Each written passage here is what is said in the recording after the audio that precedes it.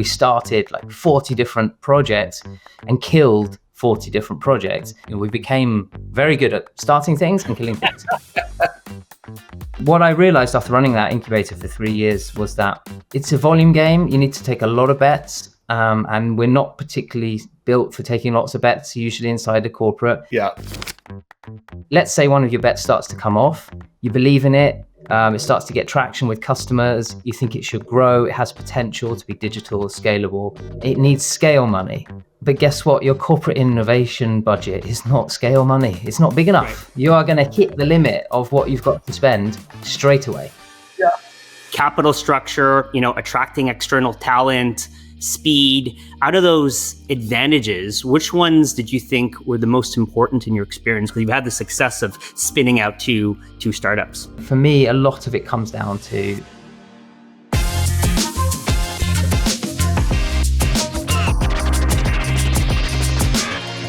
Simon, thank you for joining us. Very excited to chat with you today. You've done something at DNV that very few others have, which is actually spin companies out from large organizations. And this is something, of course, that Highline Beta focuses on and we love doing. And you've done it a couple of times. And so that was why we really wanted to have a conversation with you to dig in on this model of spin outs and how you're doing them and how they've worked and lessons that you've learned. I know you didn't start there. And so maybe, my first question for you is really a little context setting. What is DNV? But also your role previous to this sort of spin out was really focused on internal innovation, internal incubation that led you guys to make this decision to spin things out. So maybe we just start there and then we'll dive right in and learn a little bit more about the experience you've had spinning out new companies. Yeah, sure. Thanks, Ben and Marcus. It's quite flattering to be asked to do this discussion for other people, because I think often when you work in a corporate, your world becomes like your corporate and your colleagues and your customers, and you forget sometimes that actually you have experience that other people might be interested in. And although I feel like 2 spin-outs is a small number, I know it's more than many have done. So that's probably where the interest is. More than most. That's exactly it. Yeah. So like DNV, it's a Norwegian company. We're a risk assurance company. We provide engineering services primarily in maritime, in energy systems, oil and gas, supply chains, medical device certification, ISO 9001 certification, those kind of third-party services where there's high risk. That's where DNV is usually found. And our business models in the company are a mixture of our maritime classification business, which is a very special certification kind of regime for ships, verification services in kind of energy space, advisory, third-party advisory.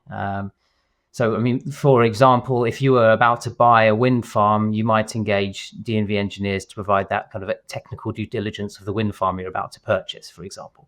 So it's those kind of roles where you need a third party you can trust to come in and assure some sort of engineering fact, and that's what we do. I've worked at DNV for, I think, ages, but in DNV world, not that long a tenure, almost 13 years at DNV. I'm from the UK, but DNV is a Norwegian company, and I moved to Norway to work for DNV 13 years ago. So I've been in Norway for quite a long time in the Oslo area. I'm an engineer by education. I'm a mechanical engineer by education. And I used to work in an engineering consultancy in the UK. And then in DNV, I worked at kind of the coalface of DNV business, which is the classification business approving the designs of pressurized equipment, pipes and valves and things like that. So I've done my time doing the core stuff, working at the heart of the core. And then I found my way into innovation jobs because I tried to start my own digital plays inside the company, both of which failed, in my opinion. One of which still exists, which I think tells you what you need to know about corporate innovation sometimes, right? I don't think it met up to my standards, but it still exists. Yeah, so when you do those sorts of things, you kind of outgrow the core engineering job, and then you end up taking on more challenges. And I a little while ago, I was running an incubation unit, our group incubator. So we're a group structured company with a maritime business, an energy business, and so on, all these different verticals. We have a group center, and that's where I work. And I was running a group incubator looking at how could we start digital scalable businesses in kind of strategic areas, but were a little bit beyond where our current business areas were playing, or across the gap, like where something doesn't fit perfectly in a business area as you have it today. So that's where I was before I moved into our corporate venture capital team, and I've taken on this job kind of primarily responsible for Spinouts. That's where I am now, in the corporate venture team in DNV Group Center.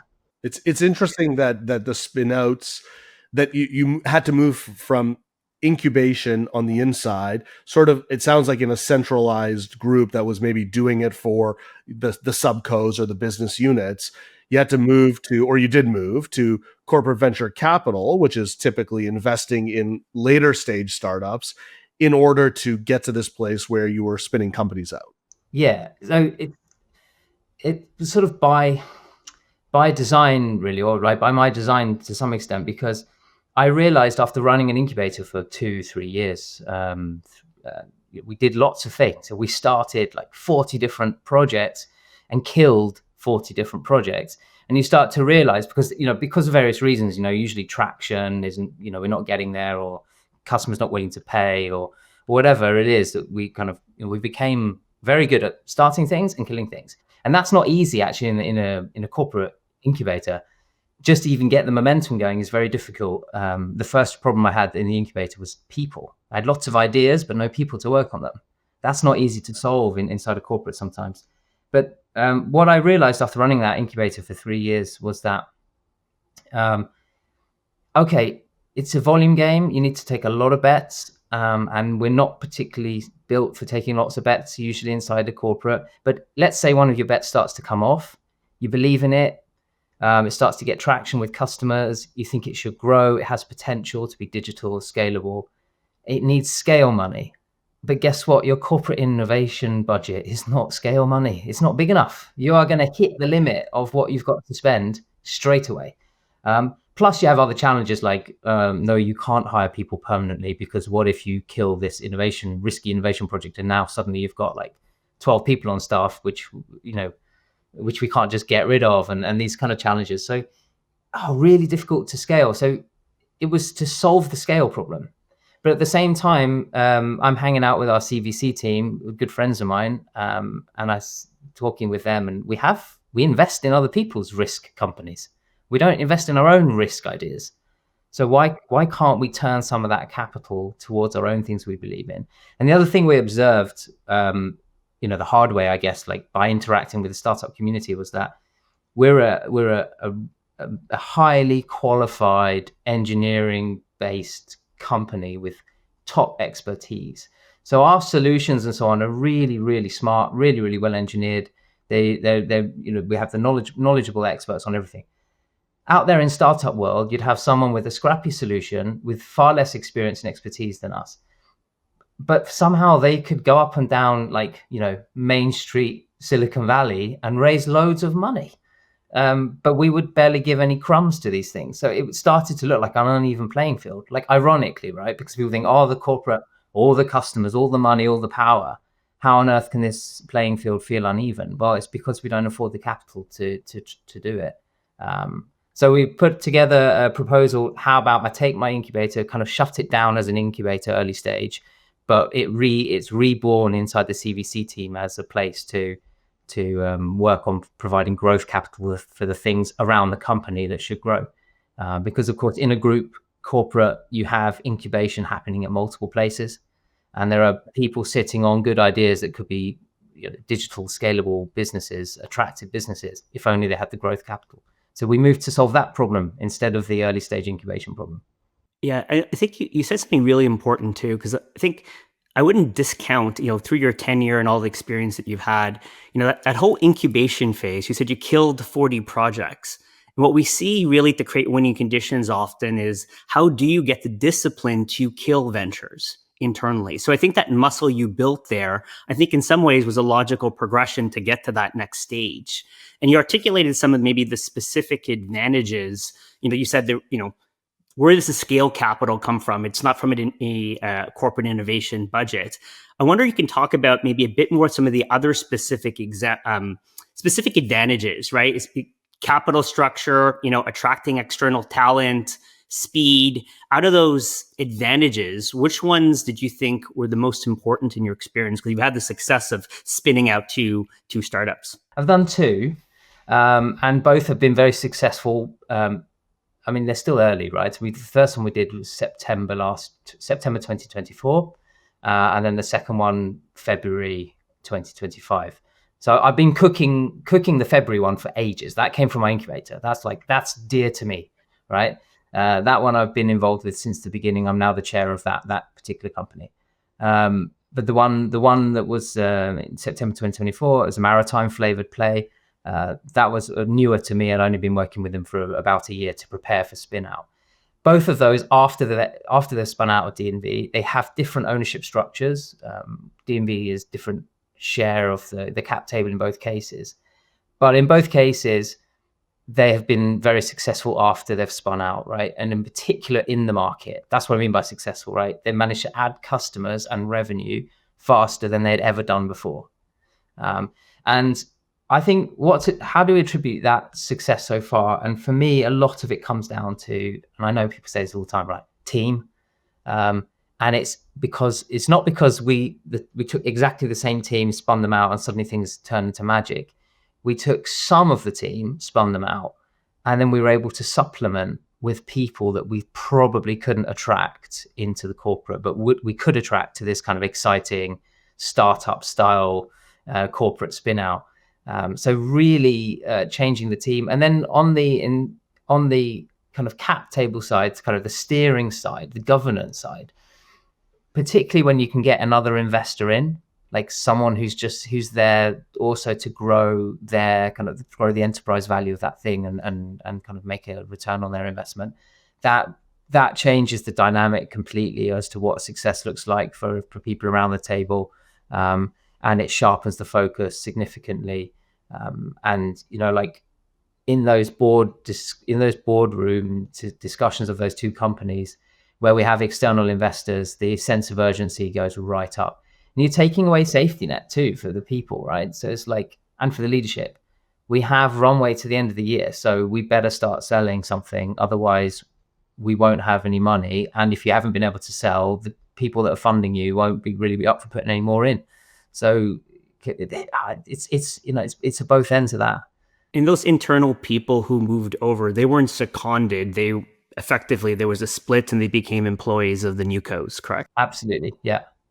So we have to kind of renegotiate with them and sell them the dream, which could bite us, in the behind later if the dream doesn't turn out to be true. But we have to sort of negotiate that and sell that to them and incentivize them too. So DNV, so for context, DNV, the mothership, it's a foundation. Okay, so we don't have shareholders. The company is owned by a foundation that exists to deliver purpose. The purpose is to safeguard life, property, and the environment. So we can have bonus schemes and things like that in DNV, but what we can't have is share ownership, right? My personal wealth doesn't grow because DNV is becoming more valuable. That's not how it works in DNV. But when we spin a company out, we can create options and shares, and we can incentivize the management that way. And that's one of the tools we're using to convince people that it's worth taking a shot, and also to motivate them along the way, and to attract new people too, because you can't hire startup type of people without startup type of rewards. And they're like, why would I do that? Like, why do I come just for a profit share when I could have a stake in the company? Yeah. How did you convince DNV that Spinouts was the right option? And because many companies have gone through a similar experience to DNV, which is let's incubate internally, and it doesn't quite deliver the results. A variety of reasons, including, the lack of capital, maybe in innovation budgets, but that doesn't lead many of them to say, okay, alternative, spin it out, because spin out comes with a whole host of other concerns. Are we going to lose control of this thing? What happens if it scales on the outside? Wait a second, we're going to put a founder in place with equity upside who's going to make more money than the executives at the company, even though this thing is a baby compared to the giant DNV. So we've seen all those sort of reasons, excuses, concerns around the spin out model. So how did you get them to say, okay, incubation kind of worked. I don't think it was a total failure. 40 ventures built. One of them, in fact, did spin out, but it's a bold step. So how did you get them to say, all right, let's take a shot at this? It's a mixture of reasoning with open-minded executives who are willing to trust and listen to kind of people who work in the organization, people like me. And so having access to those executives. And I think DNV has been around 160 years and will be around for another 160 years. So you don't get to be a long-term company like that without some element of pragmatism and good leadership and so on. So I think reasonable leaders who are open to listen to people who've got something to say. And then it's also timing. So I had something from my incubator that I wanted to grow. I saw there's a capital squeeze there. Like I haven't got the budget for this. We'd have to shut the incubator down just to afford the one thing, and that's not a portfolio approach. And I just spent all of last year telling you we need a portfolio approach. So we can't do that. How do we solve this problem? So you have a good timing because I have a live case. It wasn't theoretical. It's like I have something that believes, and look at this, it's really good and it's strategically interesting and it's got traction with customers and it's just what you asked for at the last kind of big strategy gathering, wasn't it? Digital scalable businesses, you want one of those. So this is the problem I've got, and this is how I think we can solve it, and give me the chance to show you it can work, and put a bit of my own sort of personal reputation on the line a little bit, I suppose, and to sort of lean into that and say, trust me to do it. So reasoning with people who are open-minded and pragmatic, having the right case at the right time really helps, and then being flexible with the feedback you get. So I had like I said, my baby, my darling that I wanted to spin out, but actually there was something on the table more urgent for the company. Could you have a go at this first? Okay, let's do that one first. And that's the first one we did because it was something that needed fixing and needed help. Not ideal case, like it didn't meet, if I was to academically write down, okay, what are the key requirements to do this? This one broke a few of those key requirements, but you've got to deal with what you've got in front of you, right? And then once I did that and raised external investment for it from external investors, the CFO thought, that was great. Let's do that again. No problemo. You can do that. You can try. Now we have the other challenges, like say to the CFO, it went really, really well the first time. It went better than anyone could have expected. So let's just, cool our jets a little bit on the second one. I might not go as smoothly as the first, and we might not get external capital straight away. It's not always going to be like that. Proof it. Having a great case to prove is very convincing. But it took a year to make the case. Don't get me wrong. Like our corporate side, right? The project was called, right, the unofficial name of it was 8 Good Slides. And I had to make 8 good slides to convince the group president and CEO that this is really what we should do. Not lucky 7, 8 good slides. I like that. Yeah, it's less than one a month over a year. That's what you realize. I'm curious, based on what you said, you effectively owned the thesis in some ways for the spin out because of the timing, and you had the momentum of this first venture you wanted to put out. What was the orientation when you approached leadership, even though you had this kind of live case? Was this first venture spin out going to be like a side bet, or was it going to be a core bet for the organizations that you still had a CVC that was doing investments on the outside? I'm always curious about like the genesis, because you took a portfolio approach before and you're like, I can't say don't do a portfolio. And so what was the orientation of leadership that helped you kind of close the deal to move this forward? So luckily, when you work in the group center of a company like DNV, you are quite close to those senior leaders. You're bumping into them all the time. You're having lunch with them in the work canteen and things like that. So access to these people when you work in head office is easier, right? If you're doing this from across the globe, it's slightly more difficult. So there's that. And then, so my boss's boss is C-suite, and the head of the CVC, who's a very, very, is a very good friend of mine.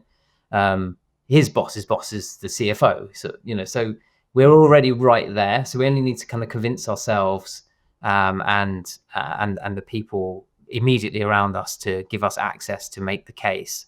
And then we didn't bite off more than we could chew, in the sense of, this is going to change.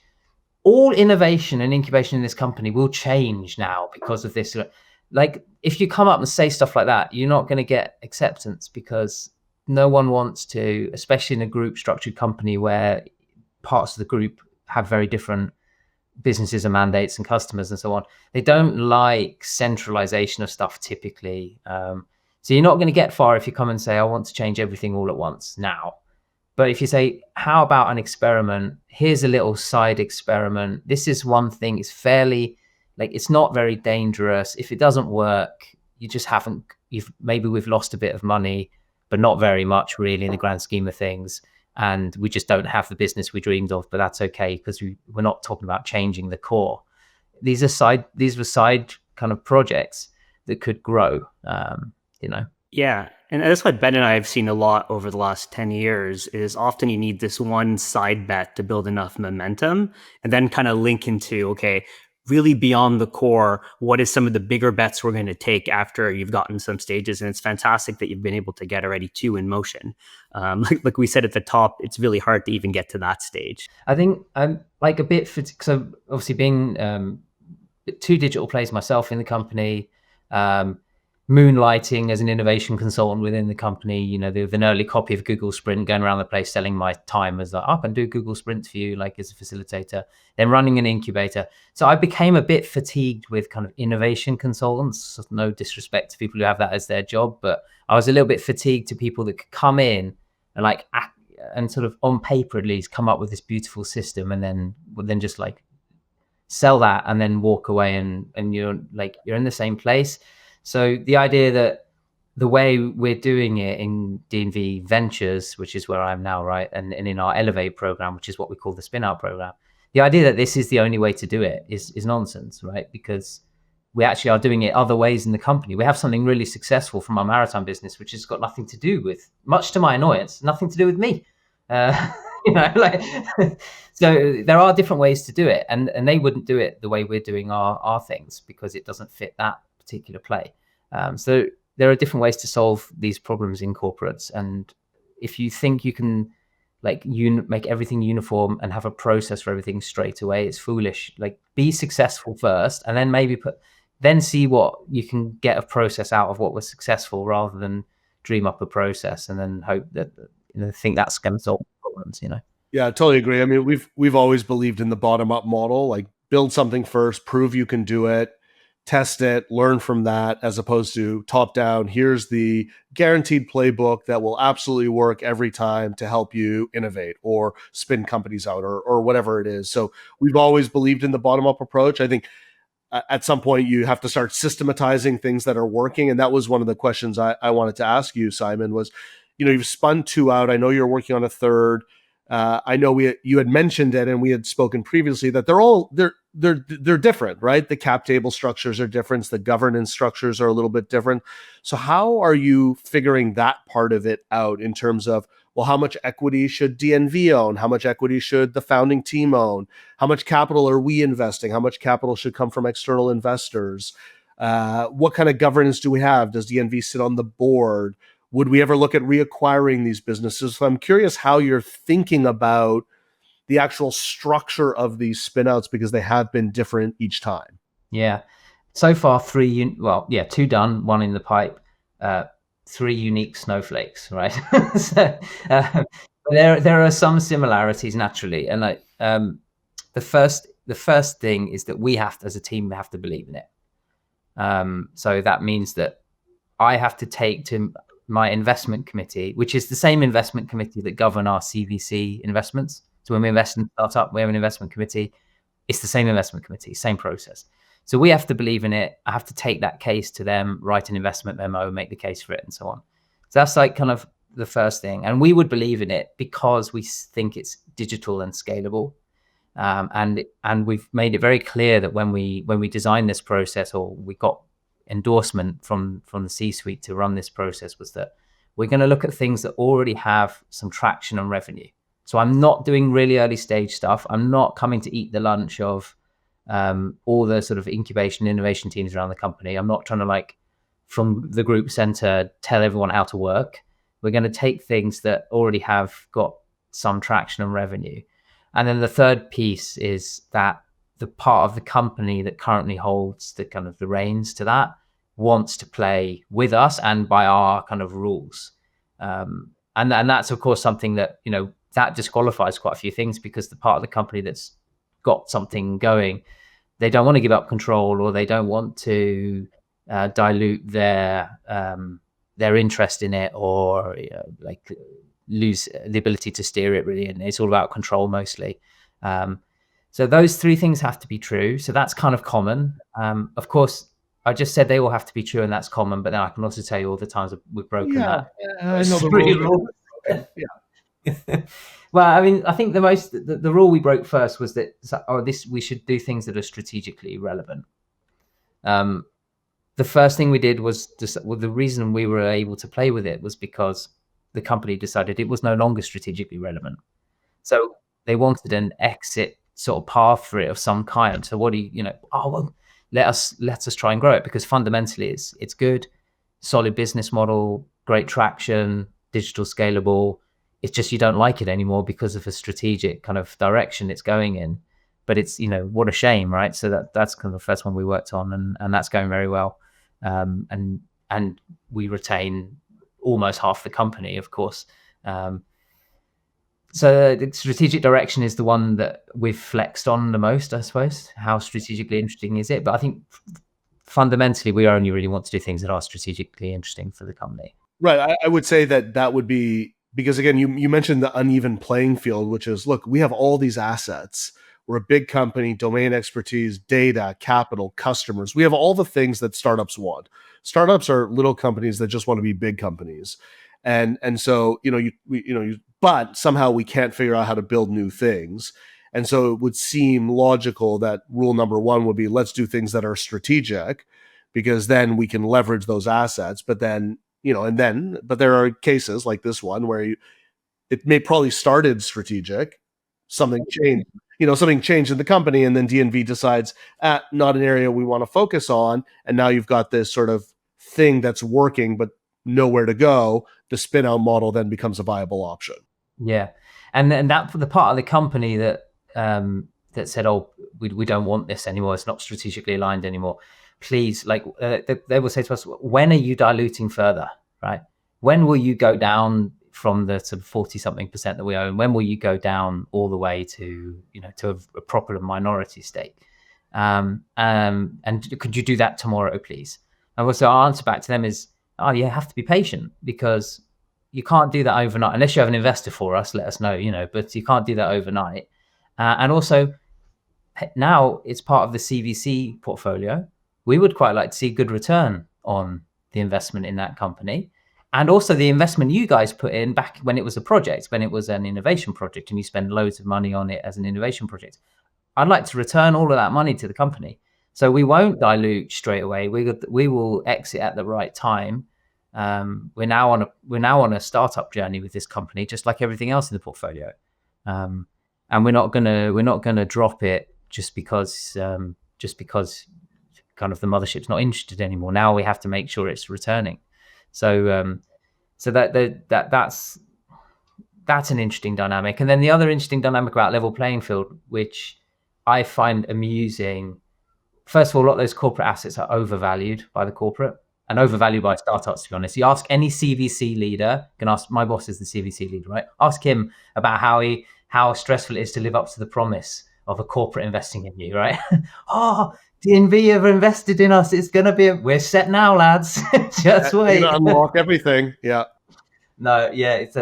So corporate assets overvalued both by the corporate and by startups, I believe.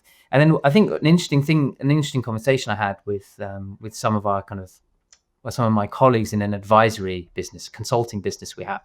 So the second spin out I did, it's a tool that customers can use to achieve something that previously they would use consultants to help them achieve. Now, of course, the consultant does a kind of a bigger job over a kind of bigger scope and more thorough in many ways, right? Naturally. But of course, it takes longer and costs much more money than the tool. The tool does a limited scope fast.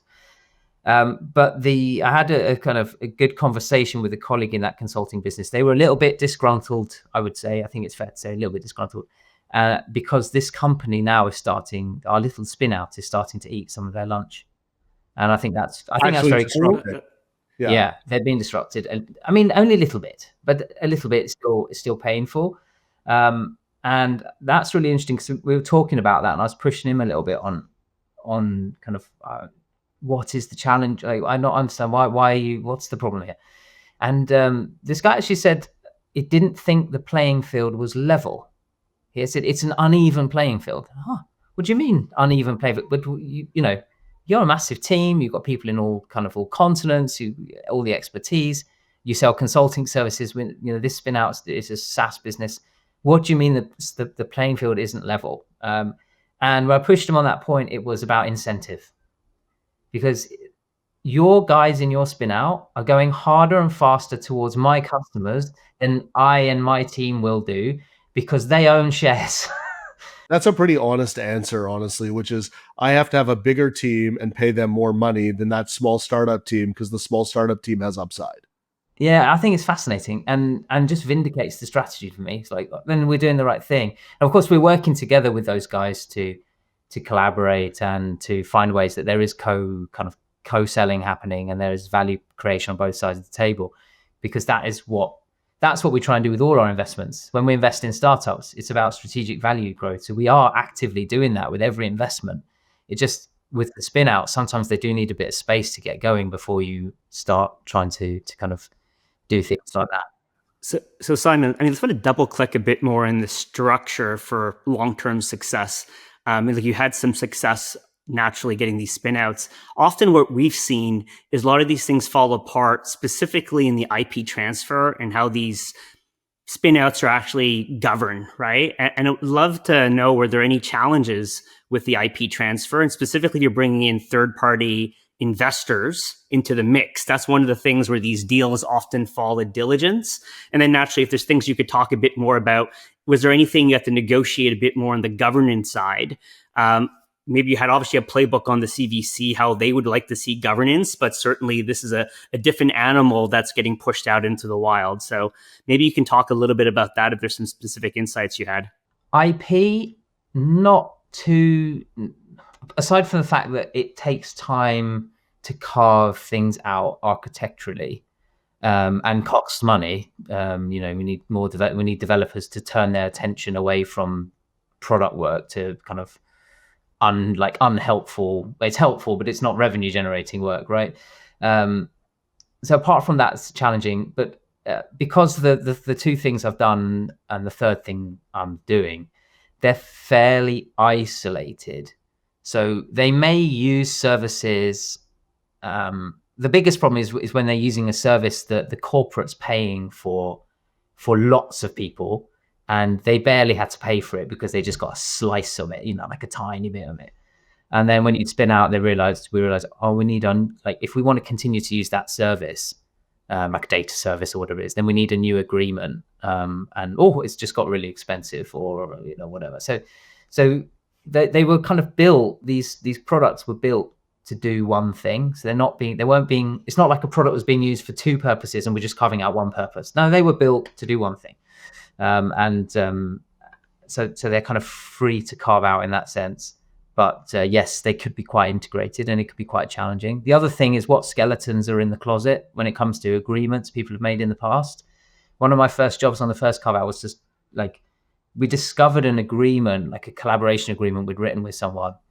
But I mean, fair play to the guys who agreed to this. They just wanted to get going. They needed some tech off these people and they just wanted to get on with it. They'd never envisaged spinning out at that point. Then when it came to reviewing that agreement for spin out purposes, we realized that it was like a lifetime agreement. It wasn't a lifetime agreement, but it was effectively a lifetime agreement. It was like a 20-year plus agreement in order to share revenue here and there on these various things. But the definitions in the agreement were problematic because they were not specific enough and it could have affected the spin out. It could have meant that this agreement survived even if the spin out pivoted way away from what it used to do.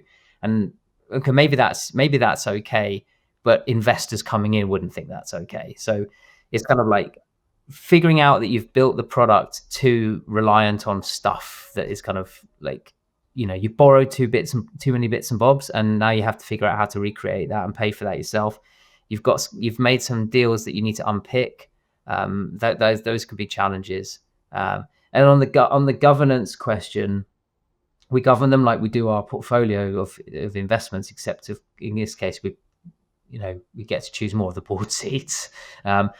But we've been, and until we are stopped doing this in our CVC team on the spin-out, so far it's just CVC people on the boards. We're not bringing the mothership in. The mothership, so the case I mentioned about the consulting service who feels like they're getting a bit of heat now, they really want to be on the board, and they're asking, "Can we be on? When can we be on the board? How would we do that?" And I respect that they really want that, but I think for now it's not quite the right time because we need to create space. But I do think soon we need them to come in because we do need their support. So I think an observer position or something like that is something we need to fix for them pretty soon. Yeah, I mean, Ben and I have seen a lot of tension sometimes with the IP transfer, and you kind of alluded to how do you value this asset, and every corporate values their asset maybe a lot more than what it actually is. And just like every startup founder also believes and loves their baby is worth a lot more than it is. There's always this tension between the maybe pure asset getting transferred out and the IP completely getting into a clean new vehicle versus like a license deal, which then sometimes the license deal becomes more prohibited for an external investor because the IP really isn't being held in a new co. It's something, again, I think something to watch for as you look at number 3 and number 4, and as you build out your whole portfolio. And then on the governance side, we see also another challenge with even though you can pick more people around the table, even if it's independent board members. There's some of these terms like the veto rights, and imagine that individual you mentioned. Look, it's unfair that this now venture on the outside is moving faster and competing against the core, which is kind of the healthy outcome. So it's just, these are the certain things that I would suggest, from Ben and my experience of just taking a watch going forward. Yeah, I look forward to some of these problems in a way. On the licensing point, I can't imagine. Often when we're doing spin out, this thing has been built for that purpose, right? The software or whatever it is. So there's no one in the core who wants to own or take the cost of looking after this thing. So no, to take it all, right? Take the code base, and of course we'll have an agreement for services if there are services you need, like identity management services and things like that. That's, I think, one thing that has come up with the third spin out, which we're working on, is so today it's got people all around the world, because when you're in the corporate, you can just hire. We have an office in China, hire people in China. If you have an office in Singapore, hire people in Singapore. Not a problem for the corporate. But now we're trying to carve it out. Do we really want to carve out 7, 8, 9 like legal entities to have employee, even if it's like one employee? Not really. Like from my point of view, no. I want to carve out as few legal entities as possible. Of course, the existing team don't want the disruption. They don't want to lose people for that purpose alone. So actually the conversation that comes up is, what if some of these people could stay in the mothership and then the mothership just like rents them to the spin out? Right. Interesting. Who wants to keep, so these people had one job to do. That job's leaving, and then which part of the mothership wants to keep hold of these people to rent them out? Like, that's not their business, right? So that's not going to work for the mothership, I don't think. And also it won't work for the people long term, because you're going to create 2 teams, and the vibe is going to be wrong, and that I don't think that's going to work. But it has come up as it was like licensing IP, licensing people. Licensing people, yeah. Well, I think the ways of working and the incentives, back to what you said about, you have upside and equity in a startup. That's not something that exists in DNV.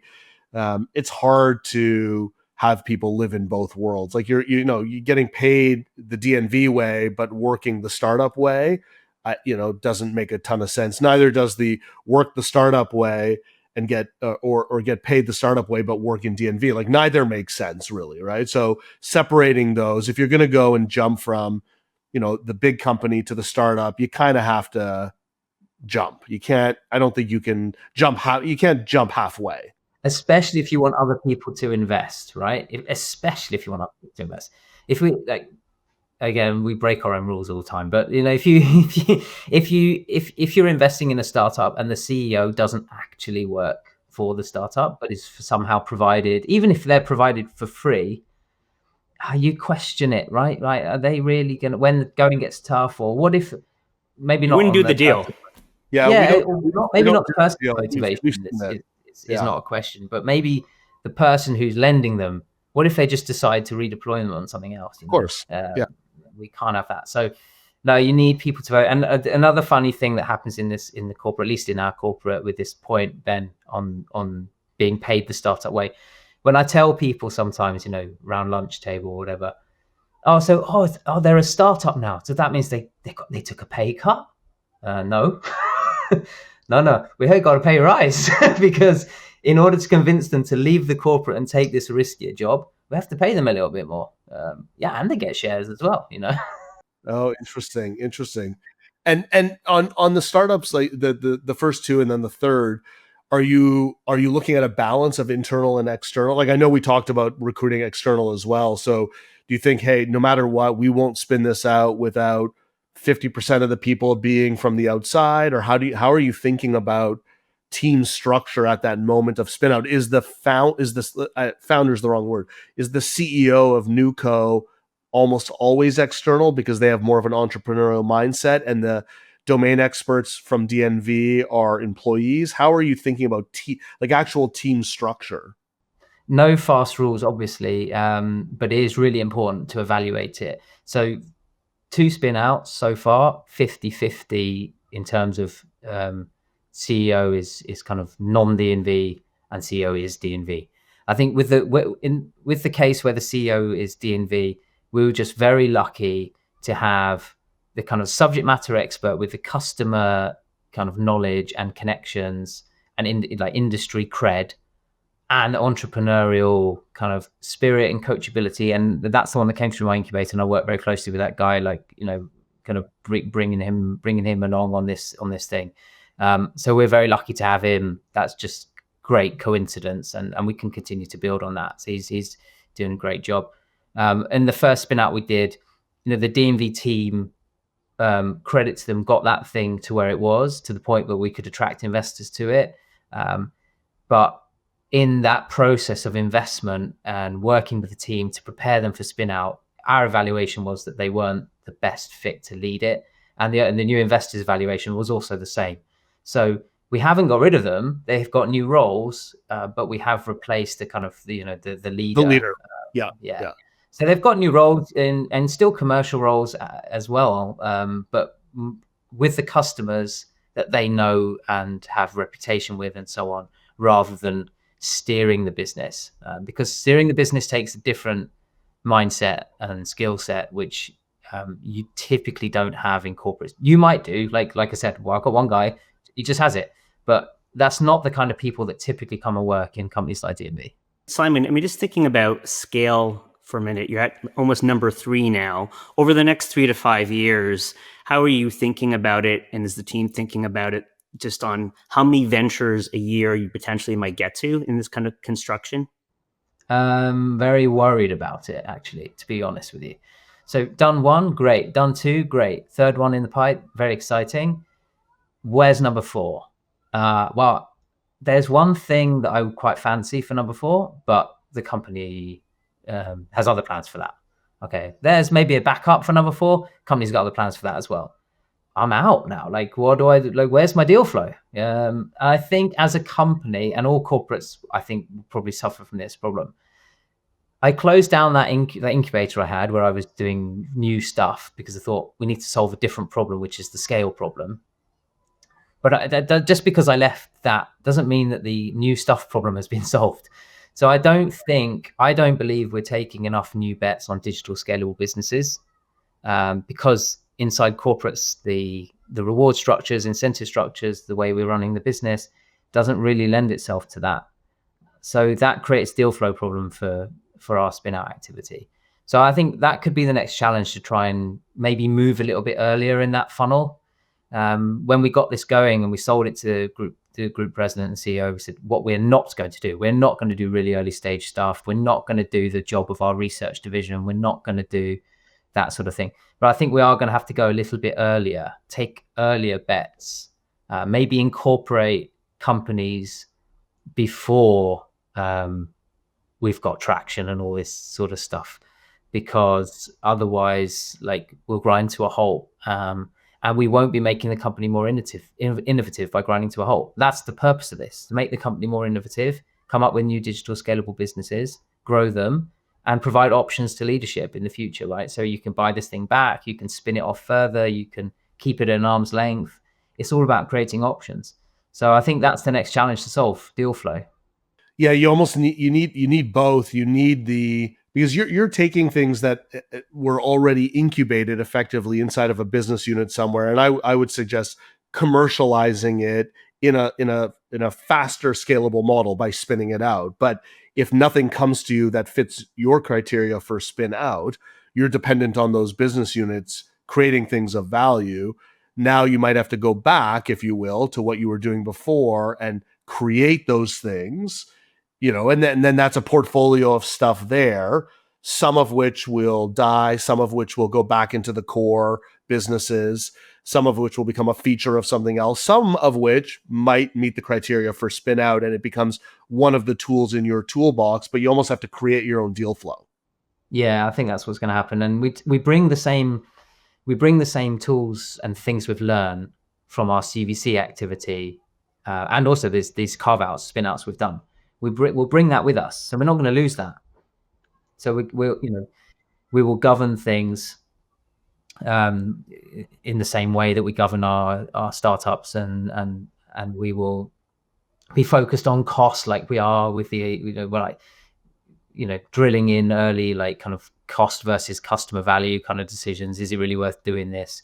Do we really need $20,000 for a website name? Is probably overspending, wouldn't you say, guys? That sort of thing, right? Bringing that discipline, that's what we want to do. So that satisfies this leaders as well. We said, what are you doing? Well, we're learning, right? We're learning, and we're finding synergy in the role, and that we can turn that synergy into activity. Right. Using the spin out mindset, that spin out mindset where it's like, if the intent is we'll incubate ideas here with the goal of spinning them out, then the speed with which you operate, the cost that you spend on those things to incubate them is different, because it is more of a spin out startup mindset. By the way, on domain names, we've had some pretty funny conversations with executives at other organizations. We don't have time to go into that, and that's not what we're here for. Around how much is that domain name? Are you out of your minds? We're not spending $10,000 on a bleep bleep bleep domain name. So we've literally lived that experience, and I think that's totally fair, by the way, which is the startup mindset of no, you get the .io, or you put the dash in the name, or you take some vowels out, because there's no brand. This thing is nothing yet. Why are we buying the perfect 4-letter .com? That's insane. Yeah, exactly. And I have to be careful, when talking about this as well. Like, the goal isn't to spin stuff out, right? The goal is to create digital scalable business for the company, digital scalable revenue really for the company. And at the moment, the only way to create the right conditions for that to happen, I believe, is to spin things out, right? That's what we're doing. It's about creating conditions. Now, if there's a way to do that where we don't have to spin things out, then why not? We'll save the lawyer bill. We'll save well, I won't need an auditor to confirm. We'll save some money at KPMG, blah, blah, blah. Do you know what I mean? But at the moment, no. It's creating the environment requires spin out. That's fair. That your only objective is spin out, but your objective is build digital businesses that are successful adjacent to your core. Spin out is the best tool in the toolbox today for delivering that value. Yeah. It's a mechanism for it. That's what it is. Yeah. Awesome. Well, Simon, I know we're at time already. Great conversation. Thank you so much. I had a bunch of other questions. I know Marcus did as well. Maybe we'll have to do a part 2 of this at some point, but really appreciate the time. Honestly, congratulations for spinning out 2 companies with a third on the way, because genuinely it's a rare thing. We believe it's something that corporates are going to continue to do and start to see opportunities in. I mean, I think that that's just, we fundamentally believe it is a valuable tool in the toolbox. I think you're demonstrating that and living it right now, which is just amazing to learn about. So thank you very much. Thank you, Simon. No, my pleasure, guys. Thanks for inviting me on, and I enjoy talking about this topic. So you stay in touch.